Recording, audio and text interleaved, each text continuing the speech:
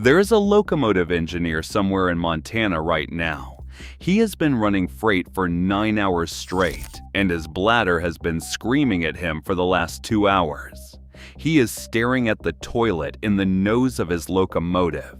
He knows that if he uses it, he must stop the entire train, contact the dispatcher on the radio, and explain exactly what he is doing and why he is stopped. Then he has to hope that nobody decides this particular delay will show up on some report that eventually finds its way to a manager who is actively looking for reasons to take points off his attendance record. The Federal Railroad Administration conducted a comprehensive survey in 2002. Inspectors looked at more than 200 locomotives across the country to document the sanitation facilities that railroad workers faced every day.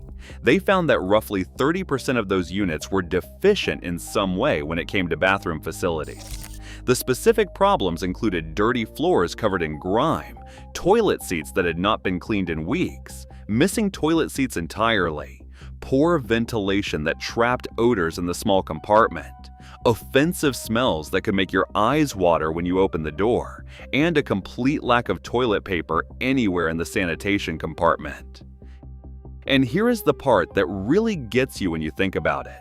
In cold weather, which is most of the year in places like Montana, Wyoming, Minnesota, and Wisconsin, where a significant amount of freight traffic moves, the toilets in these locomotives tend to freeze completely solid and become totally freezing and inoperable. That means a worker who desperately needs to relieve himself has a choice. He can stop the train somewhere out in the middle of nowhere and find a tree alongside the track, or he can use one of the empty bottles that crews have been quietly passing down as unofficial standard equipment for decades now.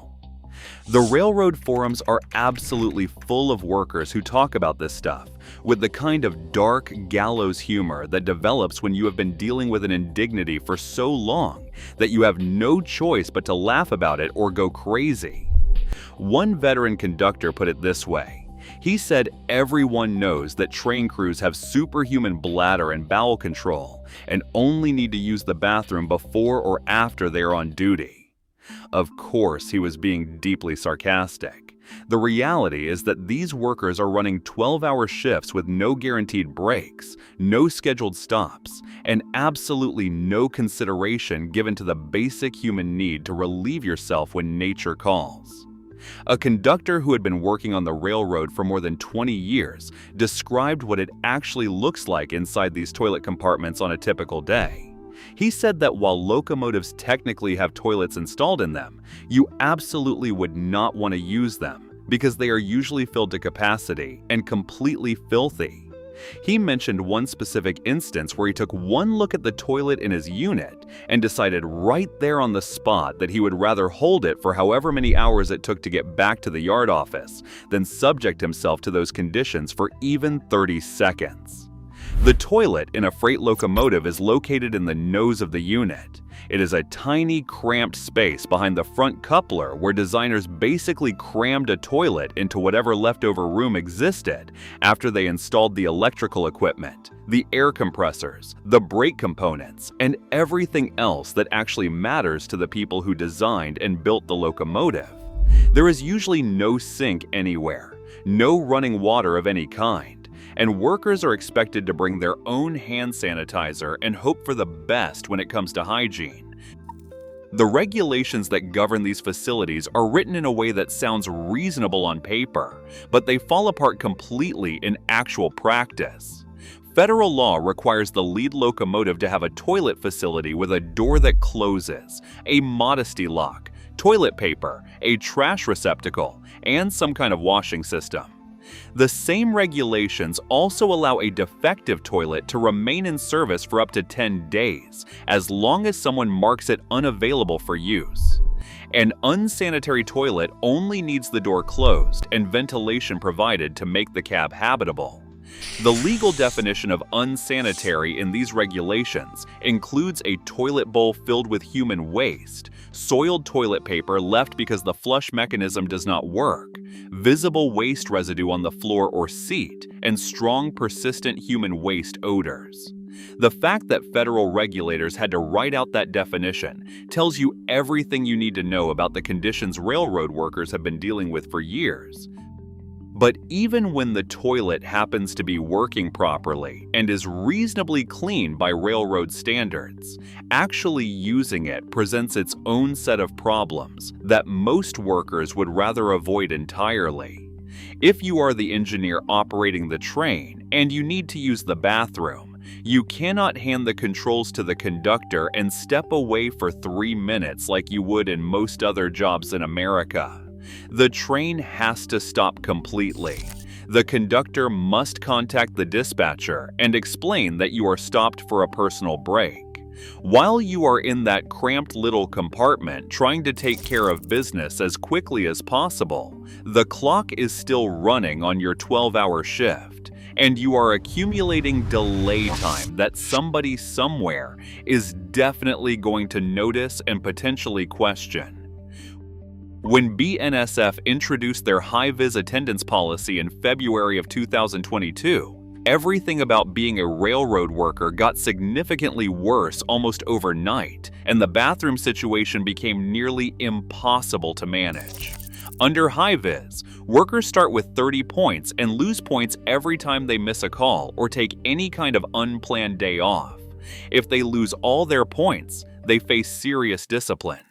Losing points repeatedly can lead to termination. The only way to earn points back is to be available for 14 consecutive days without taking any time off for any reason whatsoever. A federal judge who heard a legal case about high-vis called the policy harsh in his written opinion, and that was before he ruled in favor of the railroad, because supply chain disruptions were considered more important than the basic dignity of the workers who keep freight moving. More than 700 workers resigned within weeks of high-vis going into effect because they decided that no paycheck was worth what the railroad was asking them to endure. And so the workers who stayed have learned to manage their bodies in ways that no human being should ever have to manage. They hold it for hours because stopping the train might generate questions from management. They use bottles and cups and whatever else they can find because the alternative is somehow worse. They time their fluid intake so that maybe they can make it through an entire 12-hour shift without dealing with any of this. The United Kingdom conducted a railway safety investigation that found train drivers were urinating into bottles, which were then thrown onto the track, because drivers had limited access to toilet facilities during the working day. The regulator issued an improvement notice, saying the railroad had failed to provide adequate welfare facilities for its employees. But in America, where we like to think we treat our workers better than that, the situation is essentially the same or worse. The regulations that exist are designed more to protect the railroads from liability than to ensure workers have access to a clean, functioning toilet when they need one. A railroad safety organization in the United Kingdom put it plainly: if one thing is worse than having no toilet at all, it is having a disgusting toilet that nobody would want to use. How can any employer expect to attract and retain a workforce when the choice is relieving yourself behind some bushes or using a filthy unit that no reasonable person would touch? The engineer in Montana who has been holding it for 2 hours is not thinking about regulations, investigations, or policy debates. He is thinking about the fact that his bladder is going to give out eventually, whether he wants it to or not. When it does, he will have to make a choice. Either choice will cost him something, whether that is his dignity, his time, or potentially his job, depending on how the railroad decides to interpret what happens next. That is where we are in the American freight rail industry in 2026. Where workers pulling 12-hour shifts and moving billions of dollars worth of cargo across the country are reduced to using bottles and finding trees, because the basic human right to use a bathroom has been sacrificed to operational efficiency and shareholder returns.